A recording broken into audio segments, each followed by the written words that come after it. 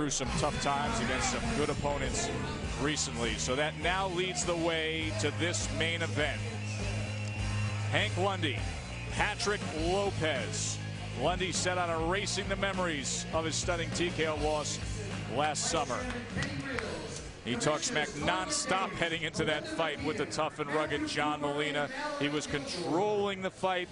Molina caught him solid, floored him, pressed the action late, and scored the TKO. Lundy, the 27-year-old from Philly, he is now 19-1-1. And there's Patrick Lopez. He was a very good amateur fighter in Venezuela. Won the Pan Am gold, was a two-time Olympian. In fact, he beat Lamont Peterson on the way to that Pan Am gold.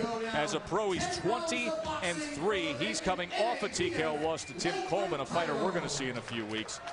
Prior to that, Lopez had an impressive TKO win over previous unbeaten Prentice Brewer on Friday Night Fights. Lopez and Lundy are scheduled for 10, and Teddy has the fight plan. Final instructions. Eddie Cotton Jr., referee for this 10 round. All right, boxers, you both received my instructions in the dressing room. I expect you to obey my commands and protect yourself at all times. All right, I expect a good, clean fight. Let's touch gloves. Lopez was knocked out. 10 rounds of boxing. You know, Joe, knocked out in his last fight, Lopez. Very difficult way to go into a tough fight off a knockout loss. You usually need a confidence builder. That's what they did in the old days. That's what they would do in the Gil Clancy days, is take you out of town and make sure mentally everything was okay. Instead, he gets this. Hank Lundy, who's hungry himself after suffering his first loss in 2010. Lundy is faster, and Lundy's doing just what I thought he would do. He's coming out as a southpaw. Lundy doesn't fight southpaw from the beginning all the time. He's an orthodox fighter, but just as we said in the fight plan, he might come out lefty, trying to get an edge on the lefty, trying to throw Lopez off a little bit, take that advantage of the left-handed stance away from Lopez. Now look for Lundy to slip to his left, slip the jab of Lopez, and counter with that left hand if he gets a chance. And for Lopez, oh, it's not complicated. He's the stronger guy. At some point, he'll try to come forward. He'll try to counter. He's looking to counter too, Lopez, though. Don't get too surprised with that speed of Lundy. Lopez is looking to counter him a little bit. He's got experience. Boy, Lopez stood up to that left hand from Lundy and comes back firing a right of his own. You know, Joe, Lundy's faster, maybe a little trickier. He can go into other places. Lopez mostly in front of you, the only place he goes to. But Lopez is stronger, and he has a lot to prove here. And again, he'll try to go in that front door. He'll try to use that physical strength, I think, before the night's over on Lundy. But he's also experienced enough. This is a guy who fought in 2 Olympics representing Venezuela. He can step back, he can counter too once in a while.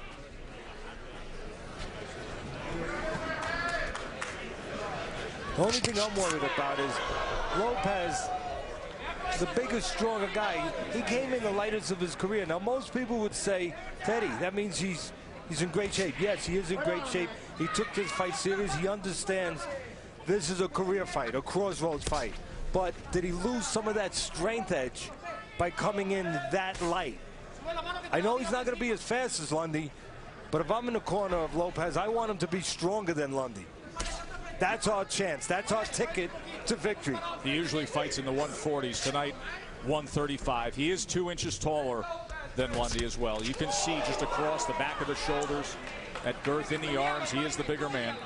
Yeah, Lundy's smaller, half his career at lightweight, half at junior welterweight. Lopez, his entire career at junior welter. Now, Lundy does have a win over southpaw and a draw with the southpaw, so he has confidence with southpaws. But again, Lundy came out here, as we talked about, saying, hey, I'm going to be a lefty for a while. I wonder when Lundy's going to switch back to that orthodox position. Good start to our main event. Lundy, Lopez coming to the end of 1. Watch Lundy here, but don't don't just watch the left. Watch the right set up the left. Watch again. We'll take another look at it from another angle. Watch the right hook. It doesn't land, but it serves a purpose. It distracts Lopez and allows that left hand, the power hand for a southpaw, to get in. That was a clean shot landed by Hank Lundy early on in round number 1. Lopez would fire back with a right hand himself. Critical fight for both of these veterans at this stage of their career. Lopez trying to bounce back after being TKO'd. Lundy a year ago was TKO'd. He's coming off a 7-month layoff after a win in Montreal to close out last year's season finale at Friday Night Fights. Both these fighters have been knocked out one time.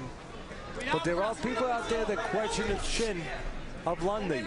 Lopez would like to be one of those people that gets a chance to question it. He's capable of it, right, Teddy? Yeah, he is. He's a stronger guy here.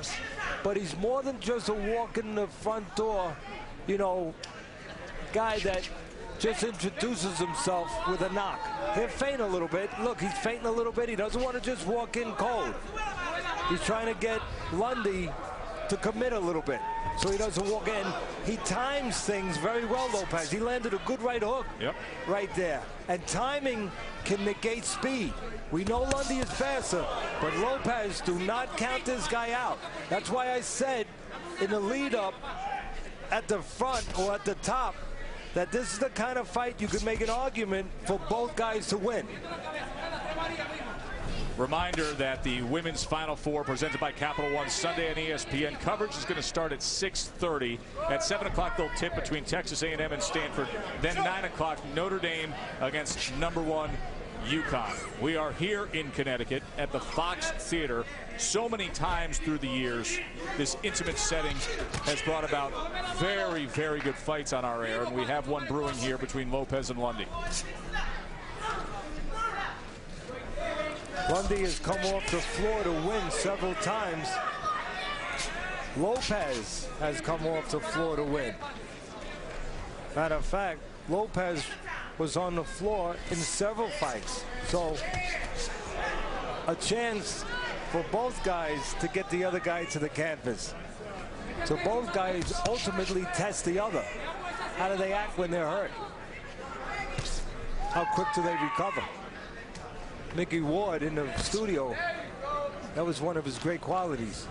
And the guy that he fought so many times in those epic battles, Arturo Gatti, they recovered quickly.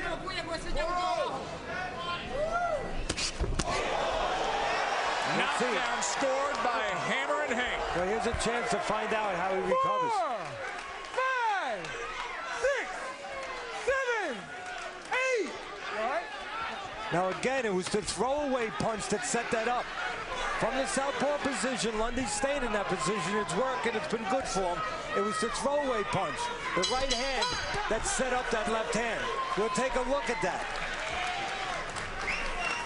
You know, I got a question again about Lopez. Comes in the lightest of his career. Did he give up that strength advantage? Now watch this replay here of the knockdown. We're going to see the left hand land. Again, that time you saw a little shaking of his shoulders. Watch Lundy. He shakes those shoulders. The right hand did not set that up. He shook his shoulders. I was wrong. The right hand did not set it up. But what he did was he did a little Jersey Joe Walcott there. He did a little Jersey Joe Walcott there where he kind of shivered those shoulders a little bit and then launched the left hand. Take another look. Watch him shimmy these shoulders. Watch Lundy. He shimmies those shoulders a little bit and then he sets the sights on Lopez. Shimmies those shoulders and then the left hand. That little shoulder move did just what it needed to do. It froze Lopez. CompuBox numbers, the total punches from the last round, a 14-5 connect advantage for Lundy, scoring that knockdown there. You know, you don't just walk in there and throw punches and land too often. There's usually a little subtle setup, and that, so far, has been a story for Lundy to land those left hands. It's going to take an army now to get in that ring to get Lundy out of that southpaw stance. I mean, it's been working for him. He's been working the left hands. You called it early in the fight plan, and he has applied it.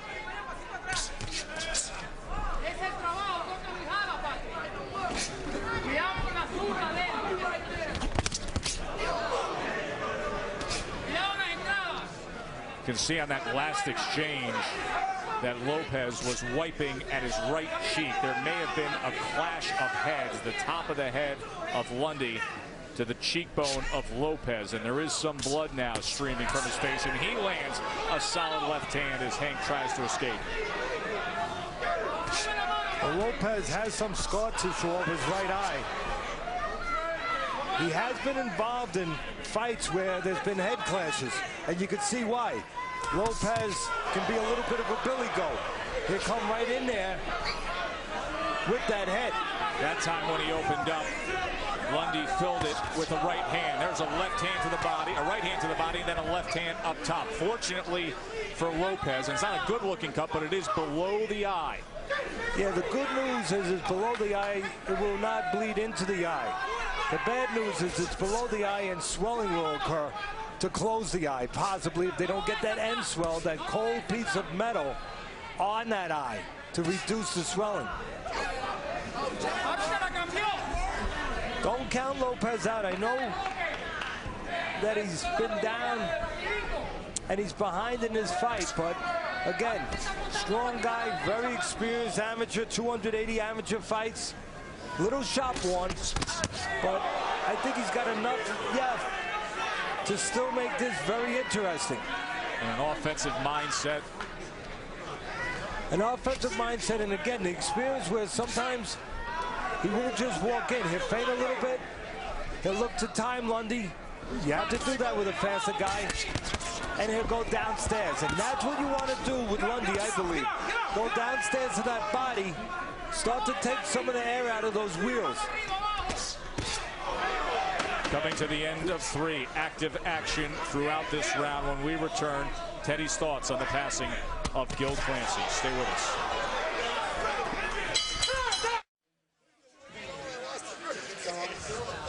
We lost Gil Clancy, another very valuable member of our family, the boxing family.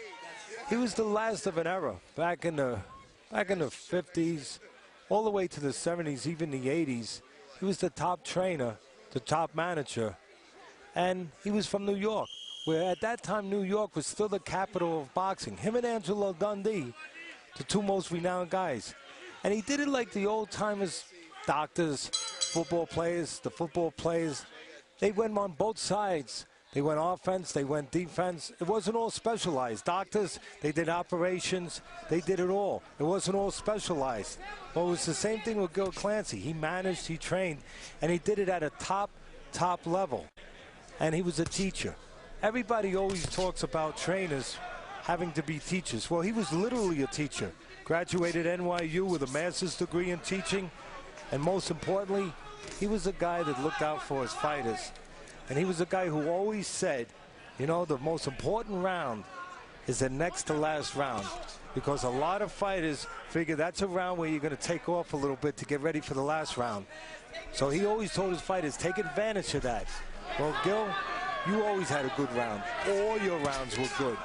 And now up there in the sky, that stable of fighters, they have the teacher they've been waiting for.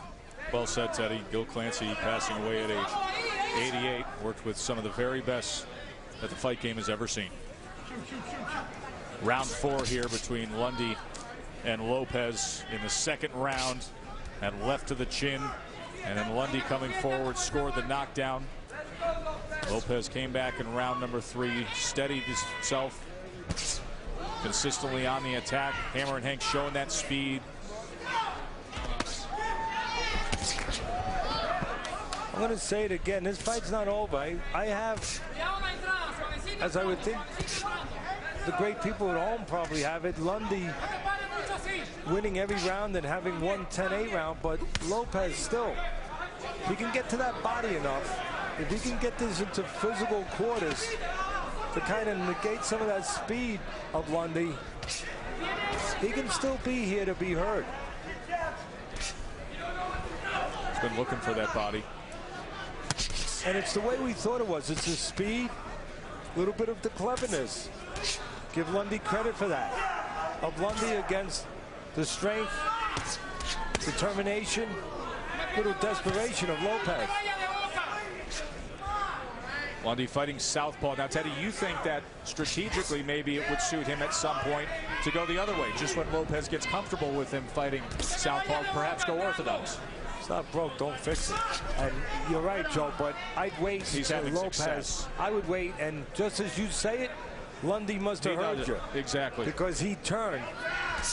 He doesn't want, I guess, Lopez, as you were alluding to really settle in on anything too long. Wants to mix it up just enough to keep Mr. Lopez off balance. See if he stays that way when we come out for round number 5. Stay with us. Here's a little example of Lopez, not just a walk in the front door guy. Watch. He feints a little bit. He knows Lundy's quick, so he's giving a little feint. He's looking for the right spot. And there's the spot. He gets a jab out of Lundy, and then he says, okay, now I can move forward a little bit. Two-time Olympian is Lopez. A good-looking prospect who was unbeaten until last year, Lundy. He had a dominating win on Friday Night Fights last spring and then ran into John Molina, was winning the fight, got caught, and now coming back here to open up his 2011 against Patrick Lopez. You know, throughout the career of Lopez being a southpaw, he's been hit with a lot of right hands. And early on, he didn't have to worry about right hands, only left hands, because Lundy wasn't in the orthodox position where the right hand would be a threat. But now Lundy is. And you just wonder how long, at least I wonder how long, until Lundy starts throwing that southpaw killer, the right hand. You brought up a good point the last round, Joe. I mean, Lundy was having nothing but success from the southpaw position. You said, when's he going to turn orthodox? And he decides now, I guess he's thinking, I don't want Lopez to adjust his southpaw position, but Lopez is having a little bit better time since Lundy did turn orthodox. He didn't have any good moments when Lundy was southpaw.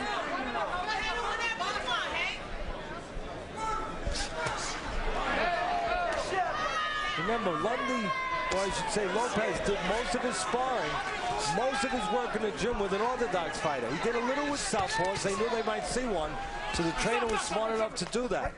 But most of it was with orthodox guys. So when he sees Lundy in front of him as an orthodox guy, he's seeing what he saw in the gym for the most part. He says, I know that. Exactly. I've been prepping for that. I'm comfortable with that. And give credit to Julio Pena, Lopez's trainer, because they did put in some southpaws in training, knowing that Lundy would go to that side. Lundy comes right off the ropes on the attack. Well, that's the speed of Lundy coming back quick with the speed of his feet. He got back in position with his feet quick. Forget about the hands. We know the hands were there, but his feet got him there to deliver the hands.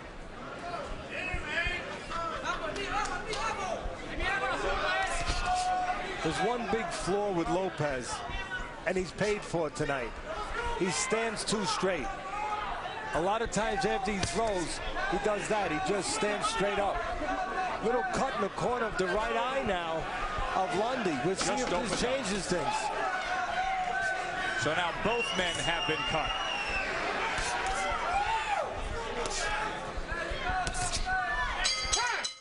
All of tonight's action has concluded.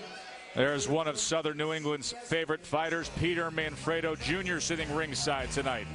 Vinny Paz, along with Mickey Ward, the heart and soul of the modern era of New England boxing. But how about Tony DeMarco, a hero in the North End of Boston, became welterweight champion of the world. Today, the 56th anniversary of Tony DeMarco winning the welterweight title. And he became welterweight champ during an era when there was so many good fighters. And you know, the point I'm going to make is everyone talks about how well MMA is doing, mixed martial arts. And I think one of their secrets is a pretty simple formula. They make competitive fights. They let the best guys get in the ring with the best guys. DeMarco was around during one of those eras. The best guys got in with the best guys, and DeMarco faced a lot of them, and he had a heck of a left hook. And of course, Mr. Pazienza, Mr. Excitement, And Peter Manfredo, very popular here, did a terrific job in his career, still going on in his career. And all of them, good, solid people. And Lopez and Lundy fighting in front of Paz and DeMarco. You better bring it with those guys looking on ringside. Tony DeMarco, of course, he won the title against Johnny Saxton, but best remembered for his spirited effort against Carmen Basilio. Yeah, Basilio was a problem for DeMarco. He was, you know, DeMarco had that great left hook, but Basilio had that great concrete chin. And it caved, it cracked a little bit with that left hook of DeMarco. There was one fight where Basilio, he started to go down, he started to sit down, and then he said, nope, and he stopped, and he came back, and he wound up stopping DeMarco. But if it wasn't for that great chin of Basilio, he would have been a KO victim.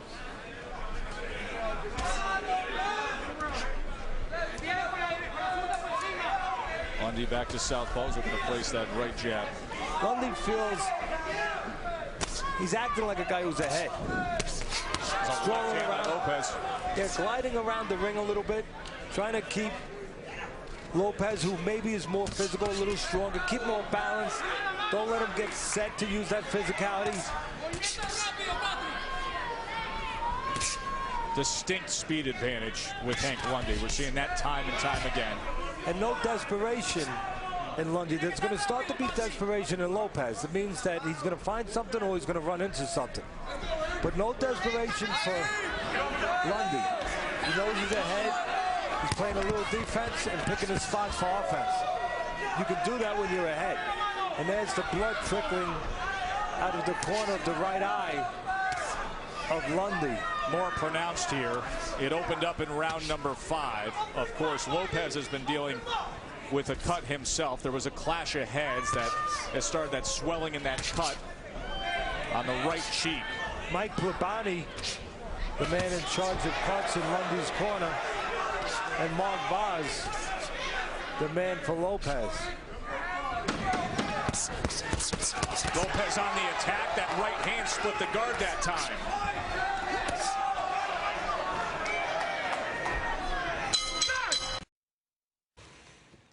Back in the Friday Night Fight studios, Mickey Ward, Dickie Eklund here, Brian Kenny here. Of course, Mickey, your thoughts on the fight right now? I think it's a great fight. It's a very competitive fight. They're both fighting great. I think what Patrick Lopez has to do is he has to keep his hands up. He has to come out on angles when he goes. Don't come on strike. Teddy was saying don't come straight back, square up. He's got to come back on an angle. He's got to use that jab going in, jab coming out. Move your head more. Dickie, you're the trainer. What do you say? I think Patrick's getting more confident now. He's going to go in, and I see him. The way it's looking now, I see Patrick knocking him out.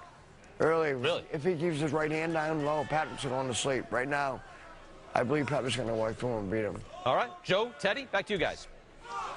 Hey, Dickie Eklund says, watch out. Patrick Lopez can get this thing accomplished here. Of course, two of the great legends of New England boxing.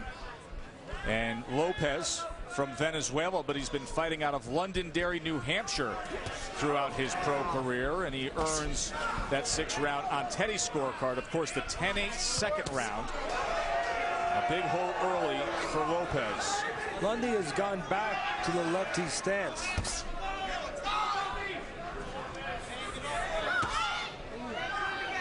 I like what Lopez is doing this round. He's using the jab a little bit more to stabilize the quicker Lundy on the outside. You use no jab with a quicker guy, he sees you coming. And you don't have much of a chance. Lundy with a jab right off that hip. See, that's one of the problems with Lopez. He'll stand straight, he'll stand too tall, and he'll do it right in front of you, in punching range. If you're going to do that, step back a little bit. In other words, if you're not going to work, Joe, get out of range so your opponent can't work. Change the distance. Lopez doesn't always do that. He'll stand right up, right in front. And when he finishes punching, a lot of times he'll do that. He'll allow counters to come back because he'll stand there admiring his work. ABC's NBA Sunday coverage is going to start with Buick Regal NBA Countdown at 12:30. Then we have the Suns and Spurs, followed by the Nuggets and Lakers at 3:30. If I could give one thing to Lopez, you sure as heck don't have to give him any heart or any more experience. I would get him to bend once in a while, Joe. I mean, every time he gets caught, he's either waiting in front or he's straight up after a punch. Available. And as a fighter, one thing you don't want to be is available. Saw the CompuBox numbers moments ago. Heard what Dickie Eklund had to say about Lopez's opportunity. That blood streaming down the right side of the face of Lundy. It's going to the outside edge of the eye. This is a spot where Lopez has to be ready to cut the ring down. Lundy's probably going to move and use that ring a little bit. And he does. And that's where Lopez needed to be there. He needed to slide down and take that ring away. Take that escape route away from Lundy. 3 rounds to go. Let's get you up to speed as to what has transpired between Lopez and Lundy. Round number 2, Hank Lundy so fast, and that left hand to the chin of Lopez would score the knockdown. In round 3, the clash of heads, top of the head of Lundy right on that cheekbone of Lopez. Then in the 5th round, Teddy, we noticed a cut opening up over Hank Lundy's right eye. Past couple of rounds, though, it seems like Lopez is more assured of things, that he feels that he can control things his way. Dug himself a hole early, but coming on late.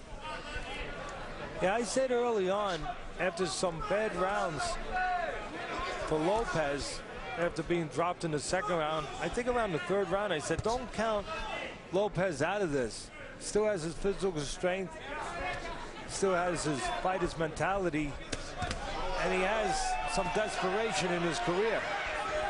Like I said, and like Dickie Eklund said, I think he's still in this fight, and I think the best is still to come, at least for Lopez. Boy, really opening up there on those last 2 exchanges.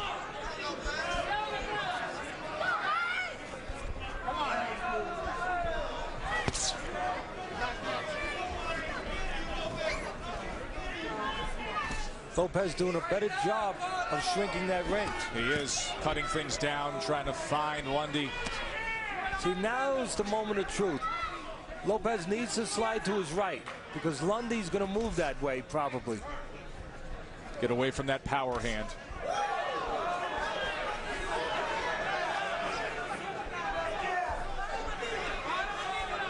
And there Lundy goes to the right of Lopez, and Lopez needs to be a linebacker in football. Just slide down that line. Don't follow him. Slide over. Keep him in front of you. Keep the action going. And there's a well-timed southpaw right hook by Lopez. He ate a left hand after that, but a well-timed right hook by Lopez. It was short, and it was compact, and it landed flush for Lopez. And again, that's the experience from all these pro fights and 280 amateur fights. He can throw punches at the right time. There's some thudding blows being landed here. I'm starting to feel the strength. I don't know about you, but I'm starting to feel the strength difference of Lopez. No doubt. The bigger man. There's a right hand to the body, Teddy, that you could hear. The bigger man is looking like the bigger man as this fight goes on. Can Lopez rally here? Lundy came out early, scored the knockdown, built the lead on the scorecards, but Patrick Lopez is getting after it. And again, Lopez should be using that jab to stabilize Lundy, setting up those power shots, but don't forget the body. Don't forget the body of Lundy. Remember, take those wheels away a little bit. It was this time in the fight against Molina when things started to turn against Lundy, round number 8.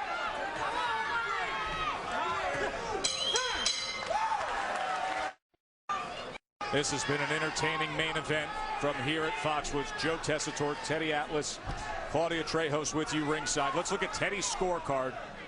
Critical fight for both men at this stage of their career. First half of the fight, all Lundy, but that 10-8 round with the knockdown, now that puts Lopez in a position, as much as he's gained momentum, where he needs to do something special here. Needs something late to pull this one out, according to Teddy.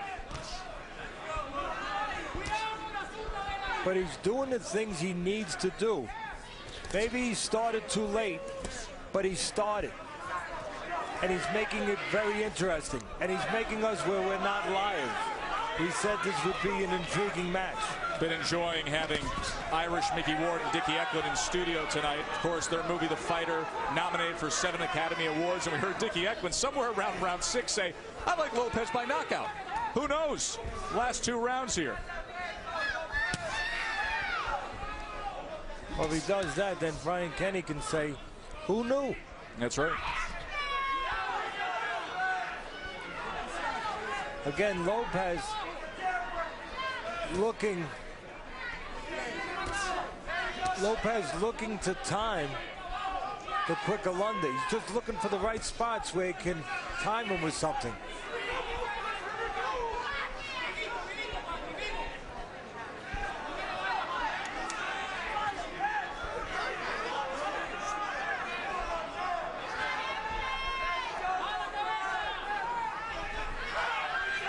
Here comes Lopez on the attack, trying to place that right hook. Lopez has to do more body work. He cannot get tied up. Lundy can tie up on the inside. He's ahead. And maybe he should tie up. Be smart. Keep the stronger guy from doing anything. But that's what Lopez has to do. Keep those hands moving inside. Don't get tied up. And I think concentrate downstairs, then go upstairs. Lundy meeting him with a little bit on the inside. There was a right hand to the body that landed. Lundy fires off. Left hand splitting the guard from Lopez. On the attack, he snapped back Lundy's head. Lundy throws off a series of a left and a right to the belt line by Lopez. Again, good fight here in round 9. Physical difference of these 2 fighters. The physical strength of Lopez. The only thing with Lopez is every once in a while when he's done, he straightens up. But right now, he has some control of the offense. See, there he gets caught again. That same mistake. He'll pull back. Up. Yep, pull back within the distance of a punch and straighten right up. Good stuff here between Lundy and Lopez. Action-packed 9th round. They're going to have 1 to go to decide it.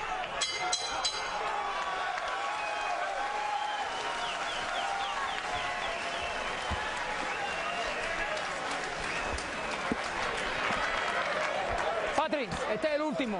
This is the last round, Patrick. No, Patrick, no te descuides en este round. Don't get no me careless vayas in this round. no Don't put your en hands este down. round. ¿Me está escuchando? You hear Tómame me? agua. Go ahead. ¿Me estás escuchando, Patricio? Are you hearing me, Patrick? Okay, ¿cómo te sientes? Okay, how you feel? Okay, duro adentro. Yes, sir. Inside. I want you inside. Okay, Patrick. Patrick, Todo en esta vaina. everything vivo. in this No me dejes round. que ese hombre te golpee. Don't leave No puedes cogerlo, everything no, yo, mi on compadre. you. Give Okay? everything out this last round.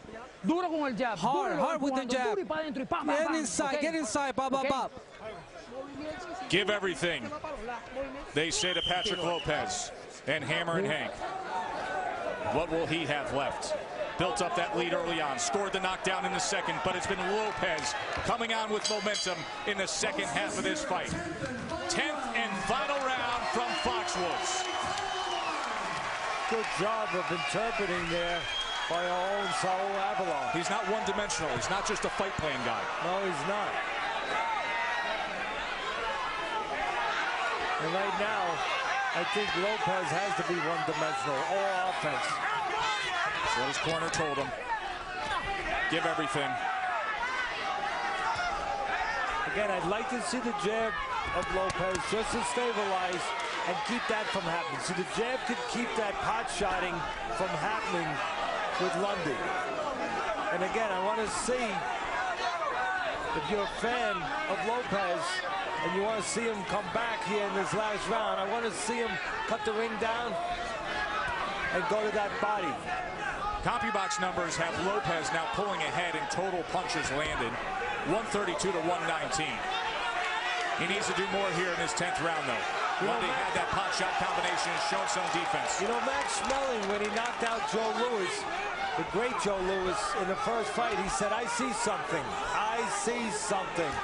I see something for Lopez. He can go downstairs to the body, set up Lundy a little bit, and then bend like he's going to the body and throw a left hand up top. There's a right hand to the body. Now Lundy against the ropes. over 80 seconds to go. Can Lopez pull it out? Lundy's having not a bad round neutralizing things.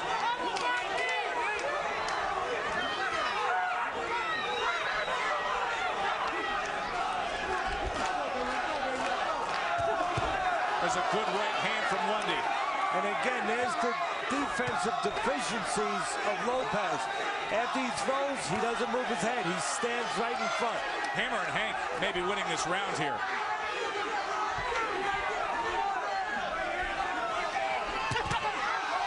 Now he's picking his spots. Pot shot and landing that right hand.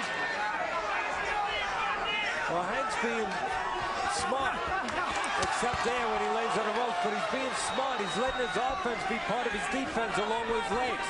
You know, he's moving, but he's also throwing in spots like that to keep Lopez honest. Final 25 seconds. Can Lopez find him? And it's Lundy who comes back with a 1-2. Lopez needs the Sunday punch, the big shot, and he's got to trick him to get it. I think he needs to bend downstairs and then go upstairs. Desperation time for Lopez. Lundy firing back. They fight to the bell. That is a typical Fox Theater fight, folks. Welcome back.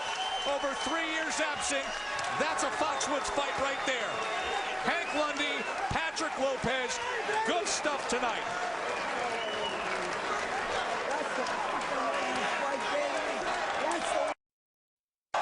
Jimmy Birchfield, his promoter, saying that's the way you fight. Indeed it is. Momentum with Lopez in the second half. Lundy comes out and takes it right to the bell.